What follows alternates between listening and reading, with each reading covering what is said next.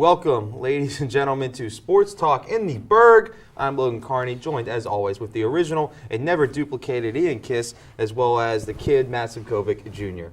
Let's dive into the show today as we got your Pittsburgh sports sprinkled with some Olympic talk. Speaking of the Olympics, another year of people caring about the sports that they don't usually care about. So guys, do you think that the Olympics is going downhill, or do you think it's on the rise? Whoa. You don't watch figure skating when it's not the Olympics or the luge? I don't believe that. Yes, when I occasionally flip CBS on and it's on. It's on CBS? Sometimes. CBS Sports sometimes. But you tell me you're not in your curling club, your local curling club? We have one here at RMU. But jokes aside, I mean, I love the Olympics. I mean, I don't really even say which summer or winter, but I think every year we highlight somebody. This year was the Shaun White hype, winning gold. Congratulations to him. And, Red Gerard, 17-year-old, Chloe Kim, real young. I mean, those are, and then the amateur hockey players, that's what hypes this Olympics. See, I'm not somebody that really cares much about the Olympics. I'm just don't really, never found it that interesting. Because baseball's not in it? Yeah, well, baseball will be in 2020, and that's the point I'm trying to make is, a lot of, it's not so much a younger crowd. You look at these median ages from the past ones, the one that stands out to me, the last Winter Olympics, they don't have it out for this year's Winter Olympics yet, but the median age, 55 years old.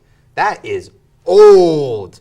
Hey, so old. They need to my mom old. It's not going to go anywhere. It's not. I don't think it's going to go anywhere for a while. But if they don't figure out how to get more young viewers in, it will start taking a hit. Well, how do you think they do that then?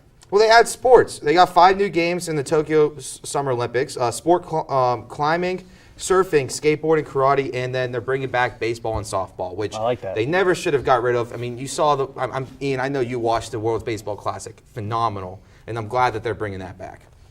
Now, what do you think of the fact that, as we said, age in the Olympics is going down? Like, you said that gold medalists now are really young, and people that are young are getting their big break straight to the Olympics. How does that tie it in? I think that kind of contradicts, because I think young kids are still pursuing their passion, and that's why the kids are young. You don't see 20-years, 30-year-olds doing. You see 15-year-olds, 16, 17, 18-year-olds. You see teenagers winning gold, and I think that's kind of the age where I think a lot of people are still pursuing their dream. All right.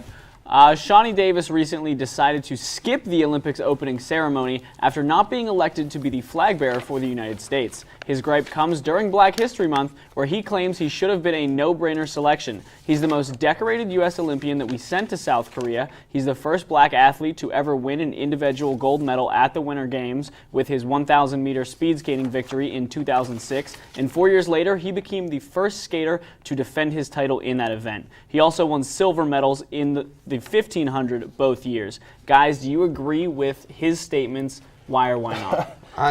I don't. I just don't. I mean, I look at some of the statements. Is he contradicted himself in it? He tweeted out first. The Team USA dishonorably tossed a coin to decide it's 2018 flag bearer. No problem. I can wait until 2022. # Black History Month, which implies that he believes that it was a racism thing. But then why do you come out and say? I remember. By the same time, I remember the next day my legs were a little stiff. My lower back was a little sore. So I think I might skip it this time around. What is the reason behind it? And why did you leave out the fact that there was a vote that led to a coin toss? My guess is he's not the most liked person on the Team USA because it's a vote. It's a That's vote. why it was a tie. There's a reason why only 50% of the voters, which I'm assuming is every athlete we sent, each country votes. They clearly 50% don't like you. They didn't want you to be the flag bearer. But then that leaving, you're a coward, because then it doesn't show unity, and that's what my big thing Olympics are. You may not watch. Go back to original topic, first one. You may not watch it, but it brings unity for every country during that time. You may not watch certain sports, but if an American wins or someone from your country wins, you feel prideful, and he hurt that. I mean, honestly, you look at all some of these players, you look at them and you would think, this, like Ian, you said, this is about, the Olympics' big thing is about country, about unity. Especially and nowadays. Especially nowadays with, the political landscape as it is. For sure. The fact that, he would act this way, I just think is blatantly disrespectful and immature. Pitchers and catchers have officially reported the Pirates training camp. How do you guys feel about the team, what the team is doing so far as of now? Will they make moves inch closer and closer to the season, or is the team that we see now going to be the team on opening day? What are your grades for the offseason so far? The grades for the offseason so far. The grades for the offseason, I'm going to have to give the Pirates a D. Okay. D. They made moves that had some potential. You know, obviously it's a bad thing whenever the face of a franchise leaves. We got rid of McCutchen, but we freed up a lot of cap space. I was really kind of waiting to see what they would do with that, and it turned out to be nothing useful. I give them an F, and I'll tell you why. You know, when the offseason goal is to make your team better either now or for the future. These moves that they made did not accomplish either one. The guys that they got in are 25 years old. They're not top prospects. All right, they were only each one of them was never in a top 100 ranking more than once, and they're just not. There's not a lot of potential in them, and they already have 2 years of his service time, so they're going to be here for maybe 4 years. Yeah. They didn't do anything to inspire this team and improve now or for the future, and they still claim to be going for it. Yeah, I'm too generous, but my big thing, my grade was Too generous. the players that you have. I mean, I base my grade. I'm banking on Frazier, Marte, Polanco, Harrison, Mercer, and Cervelli having excellent seasons. I can probably only count on 3 of them that maybe But we're do not that. grading the team. We're grading with their Yeah, offseason. but the offseason. If we're grading the team, that's one thing. We're grading the moves, not the I team. understand that. Hold on, you let me finish. My thing is, though, the moves, I think you still have a good team. The moves, I think, my biggest thing is McCutchen, not the player McCutchen, but the leader of McCutchen. And that's where my grade comes into play. So you weren't worried that they could have got more for Garrett Cole? So you're saying I They don't could have got more for Garrett Cole. because and they took I this think deal. that these players on the team they have right now, I think they truly believe they can win with these players, and if they play to their potential, this team, If they can I win think, with these players, can be then why aren't successful. they winning with them in the past? Because they're down. Like I said, I'm banking But on I them don't playing understand. well. I am banking on them playing well. I'm banking on Marte and So Polanco you're- having But way we're better talking about what seasons they than did this last year. offseason. Yeah, but that goes keeping back on to guys my. that they You kept. can't That goes count back on to my you can't rule. count on the original team. But for the that goes guys back to We're running out of time. the moves were not necessarily for this team. Speaking of the offseason, sorry to get you heated there, Ian, but speaking of the offseason, with most MLB free agents still unsigned as pitchers and catchers report to spring training, the MLB and the MLBPA are at an impasse. Guys, who is to blame for what has been a very unexciting offseason, and what needs to change in the MLB? No one.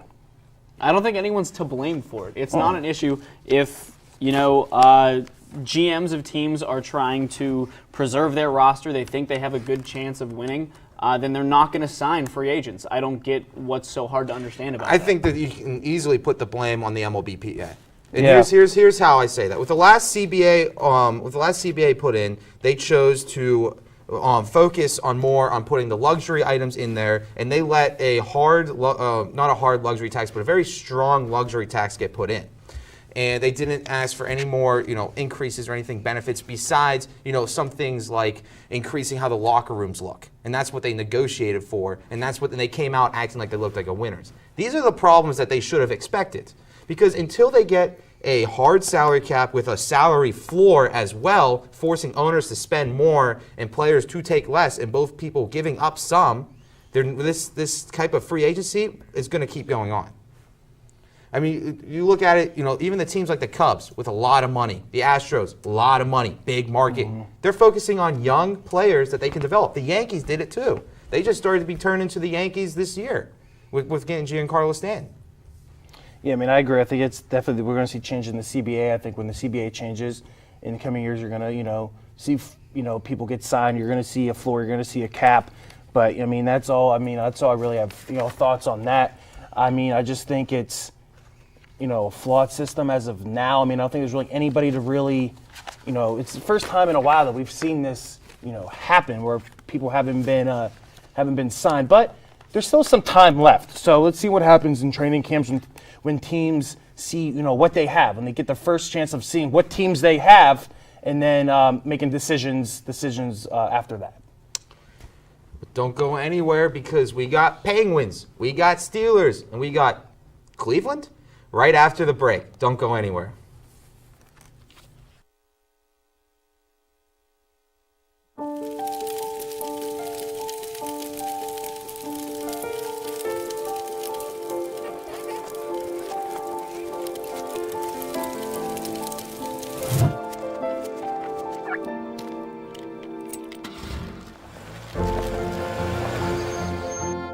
Did you know parking over tall, dry grass can spark a wildfire?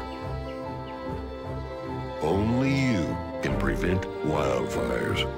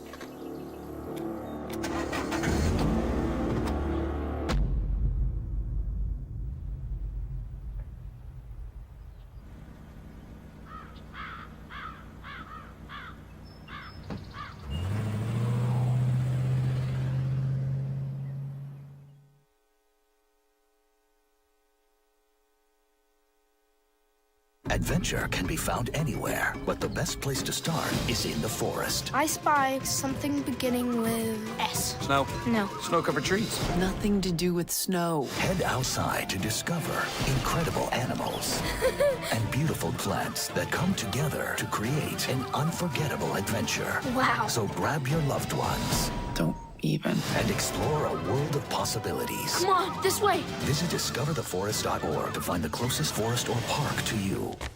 The Pittsburgh Steelers recently restructured the contracts that of guard David DeCastro and defensive end Stephon Tuitt. This move freed up $13 million in cap space. There is some speculation on what the team will do with the money. But gentlemen, if you were general manager Kevin Colbert, how do you use this money? You know, I'm glad I'm not Kevin Colbert, because honestly, I think easily. I think you could go two ways with this. I think you could re-sign Bell, which I wouldn't do. I wouldn't do that. Or you can put it towards the defense. I think they're going to use it. I think the whole restructuring thing is that it's going to go towards Bell. That's where I think the money's going to go. For sure. But the only other, if they decide to cut Bell, I'm not going to change. I'm still going to be a Steeler fan. I'm not going to be upset. They're not cutting Bell. Well, I'm just saying if they decide to and they go to defense, it's like. Bell's gone. I see your argument for defense, but I think what they're gonna do is draft an inside linebacker, like we typically see them do. We're up to our ears in linebackers. But I think his money's going to Le'Veon Bell. I mean, you have it. You if you're threatened by what he said of him not playing, which, like we said, we don't think is going to happen. He's not going to go work at Dairy Queen like he threatened last time, fill out an application. But I think that the money is going to go to Bell because I think they're going to draft a rookie, not pay him, a rookie contract. Who was the running back? Who was the running back for the Patriots? Who was the running back for the Eagles? Neither one of them are that great guys. They don't need Bell. But I hate this mantra. Yeah, but that's how their offense is constructed. Our offense is around Bell and you have the best wide receiver. I don't think we need Bell. I don't think we need Bell. So you're not throwing Toussaint? No, I'm not. What I would do with the money if I was the GM is I would invest in a prospect for quarterback because, let's face it, Roethlisberger is not getting any younger. With the recent rough patch that the Cleveland Cavaliers hit and the roster changes they made right before the deadline, how do you guys see the players they acquired fitting in on the team, and do you think they were the right moves for the Cavs? Oh, it's great. It's great because it's new scenery for everyone, basically everyone on the team. They probably did icebreakers in the first practice Friday morning because the whole team was basically new. But I think they're sharing the ball. They're playing off of each other. They're putting up great point numbers. And I think also LeBron James can coach this team. Like he couldn't coach Isaiah Thomas and D. Wade, and who, by the way, D. Wade is toxic in the locker room. Trust me. I think that the trades aren't going to fix this team. I think typically, I think they did good with the trades because they got young guys so that when LeBron leaves in free agency, because I think that he will, they will be able to rebuild with the young guys that they got. Most of them are about 25, 27 years old. Personally, I think the problem is the coaching. I don't really think they needed to make these trades. You need to change the coach. Tyronn Lue's not a good coach. There's no chemistry on that team. There is no chemistry whatsoever. And that's been the issue with LeBron, but at least with Eric Spoelstra in Miami, they were able to win. They got one, yes, they've won a title in Cleveland, but there is clearly no chemistry on this team. There has never been chemistry with this Cavaliers team. Even when they won the title, they still had locker room troubles. Publicly, locker room troubles with Kevin Love. But I think D Wade was also a problem if I believe some of the articles that came out, and apparently in Chicago he was the same way.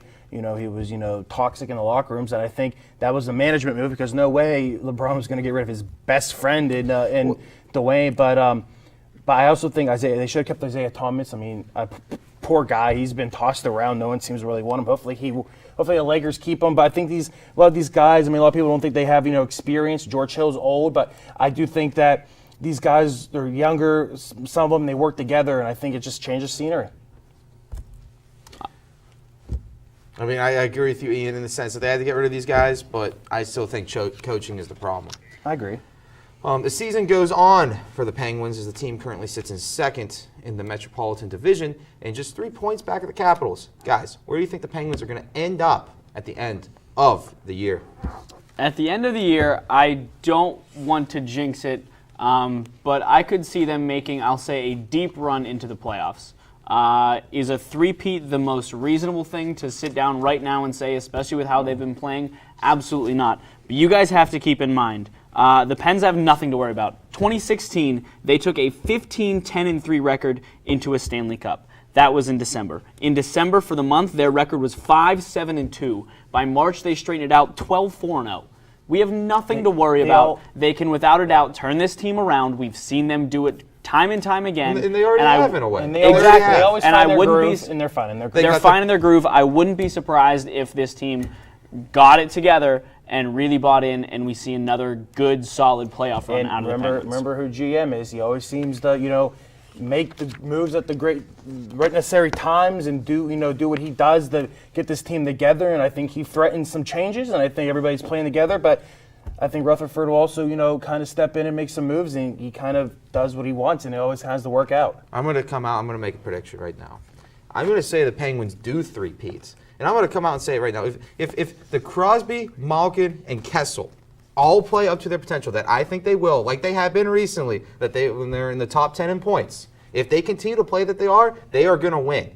And they're not only going to win, they're going to sweep in the finals. I'm calling it now. I don't even know who their finals opponent's going to be. No one I'm does, calling Logan. But I'm calling no it sweep It's not in the just finals. you. No one knows who they're going to play in the finals yet. No one knows if they'll be in the finals Oh, yet. I know they'll be in the finals. I looked into my crystal ball. I saw into the future, and I saw Kessel, Crosby, and Malkin all performing to their best, like they have been recently. They're top 10 in points. They got 3 guys in the top 10 in points. I want in to the see league. this crystal ball. And you win. find it a coincidence that we have 3 guys in the top 10 in points, and we turn it around.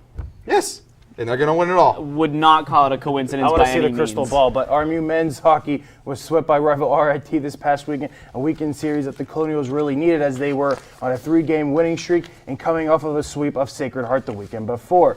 Is it time to hit the panic button? Will this team earn a bye week in the AAC playoffs, finishing 4th in the conference?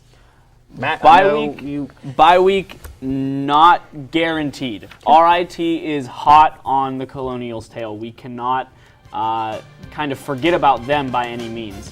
That was definitely a big 2 games this weekend, and RIT ended up sweeping both weekends against the Colonials. One earlier not and once especially against your before. rival. That just kills morale. It was not a good showing. But you recently called this team off the show solid, Matt.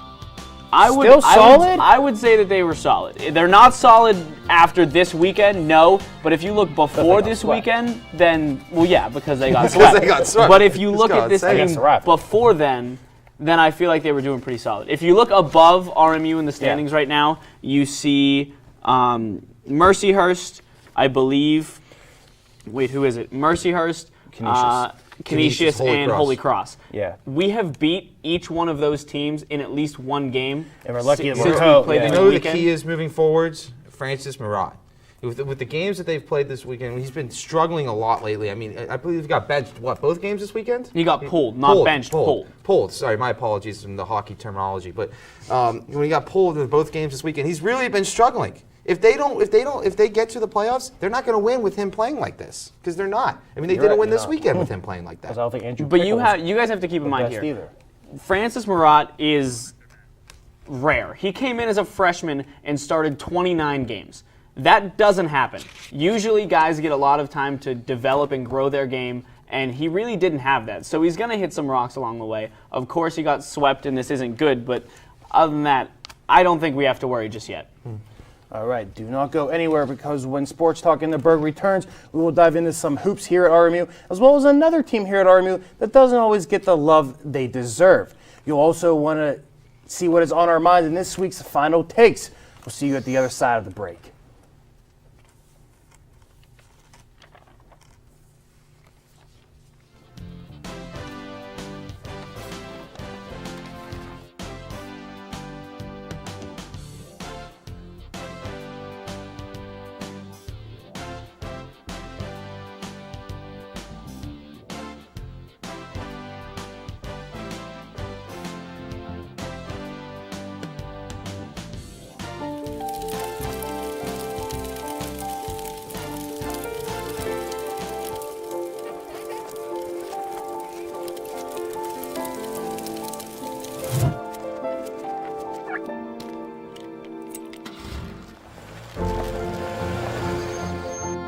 Did you know parking over tall, dry grass can spark a wildfire?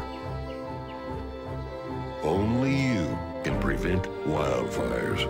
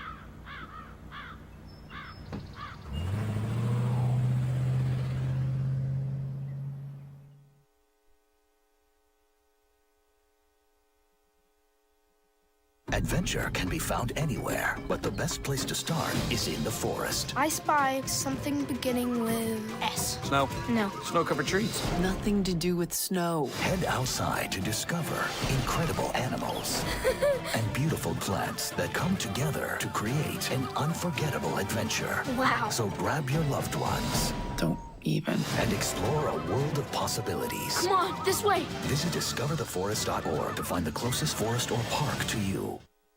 With the RMU men's basketball team currently in a four-way tie for third place in the NEC with a record of 14-13, where do you guys think they'll end up when it gets time for the postseason? I mean, it's not looking great for difficult. them. It's difficult. I don't think they have it. I think they'll finish in the top 8. I think they'll finish 7th. I think they're going to be jumped by the teams that they're tied with, as well as Fairleigh Dickinson, because this team's struggling so bad. They're playing offensively. They've been playing very, very bad. I mean, they're scoring. It's one of the lowest in the conference. They're 7th in scoring. Their defense has been playing great. They're 3rd in scoring defense, but offensively, their 3-point shooting, it's in the bottom 50 of the entire NCAA. You're not going to win doing that, all right? You're not going to win at all. Entire NCAA. But flip it around. Look at the rest of their schedule, all right? They play Bryant, Central Connecticut, Mount St. Mary's, and St. Francis U. Well, the last 2 are losses. Well, yeah. Looking back when these teams have played each other earlier in the season, the team beat Bryant by 68-54. Central Connecticut, RMU beat by a score of 71-57. Mount St. Mary's and St. Francis, however, tell a different story. In the previous game against Mount St. Mary's, they were outscored in the first half by a score of 40-15. 40-15. You can't be doing it. I have us finishing 10-8 in NEC, 16-15 overall, if I did my math correctly. I have 16-15 overall, too. Because I have 2 wins and Two straight wins and a loss. I mean, I think that, but last year the team kind of got hot during the tournament and upset LIU. And so I think that's always something to see. Tournament time is always a different type of time in basketball.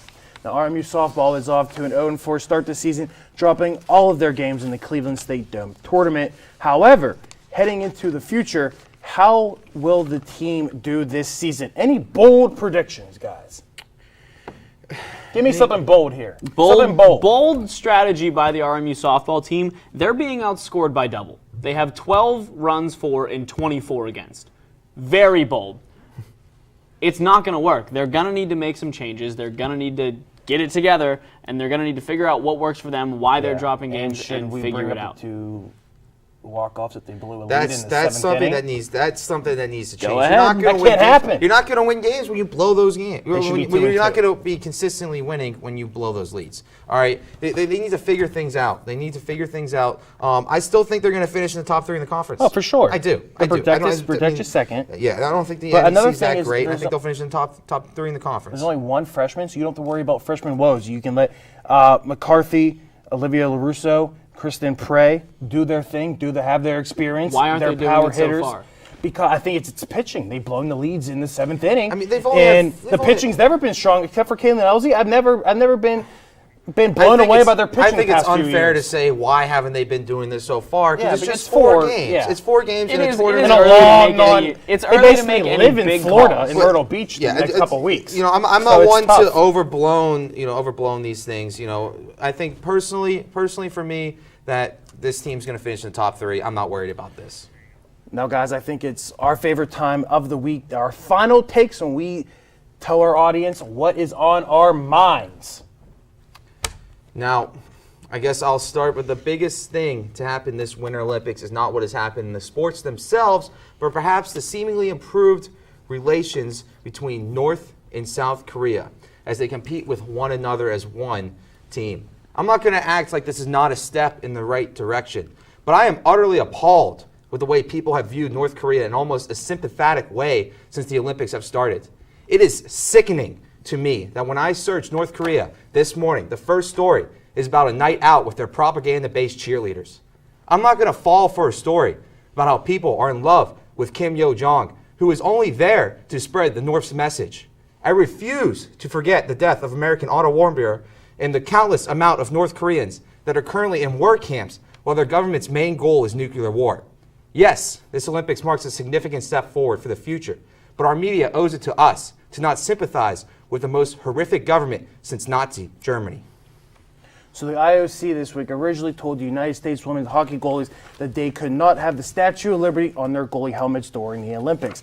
Then later told them that they could. On social media, the IOC denies even asking for the removal of the Statue of Liberty symbol. I'm sitting here thinking to myself, why was this even in question? Well, the IOC bans any item that depicts wording, lyrics from the national anthems, motivational words, public and political messaging, and slogans associated with national identity. Yeah, because the Statue of Liberty is threatening.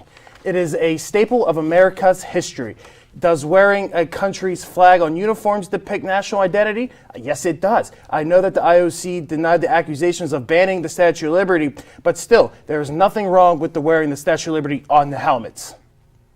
With NHL players being barred from entering the Winter Olympics in Korea, fans don't seem to be too upset by that. Way back in April, the NHL conducted polls in both Canada and the U.S. to determine if fans were in favor of the league taking a break in February to allow the superstars in the NHL to compete in the Olympics. In the United States, 73% of voters said they were not in favor of taking a break. In Canada, it was 53% of people who voted against the break as well. Another big reason is injuries. After John Tavares suffered a knee injury during the quarterfinal match with Latvia in 2014, he was expected to miss the rest of the NHL season. People were quick to take to social media and suggest that the NHL leave the Olympics. The only problem I have with this is that injury could have happened anywhere, from a regular practice to any other NHL game, or even playing pond hockey with his friends. He took a hit weird when he tried to jump over a defenseman's hip check, resulting in his knee taking the full force of the hit. This could have happened anywhere, like I said,